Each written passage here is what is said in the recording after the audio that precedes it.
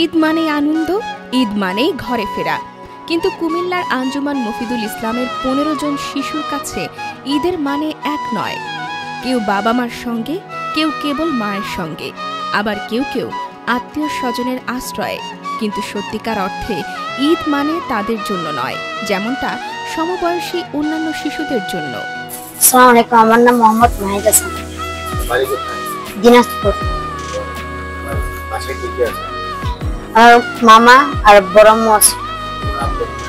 জি না, আমি ছোট থেকে মারা গেছি। জি, মা মারা গেছে হঠাৎ পেট ব্যথা আর আব্বু ট্রাকে। জি, আমি তো এখন অনেক ছোট ছিলাম। জি, মাঝে মাঝে মনে পড়ে মা বাবা আদর করছে, অনেক কিছু কথা বলছে, এগুলো মাঝে মাঝে কথাগুলো মনে পড়ে। আমার নানুর কাছে, যে নানু কয়েক মাস আগে মারা গেছে।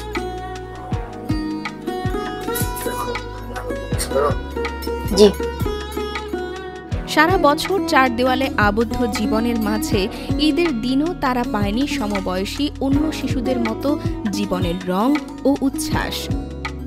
কোরবানির ঈদে অন্য শিশুদের মতো পশু নিয়ে খুশিতে মেতে ওঠার সুযোগ হয়নি তাদের।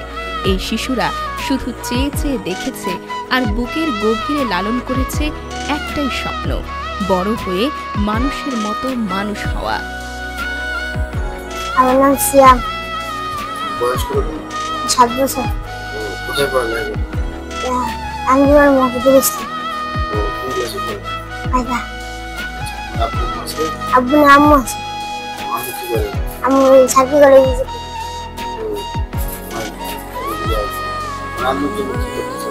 বা বড় খায় আর আম্মুর ভালো খাবার খাতে। এভাবেই ঈদ আসে, ঈদ যায়, কিন্তু এই শিশুদের জীবনে ঈদের আনন্দ কখনো পূর্ণতা পায় না।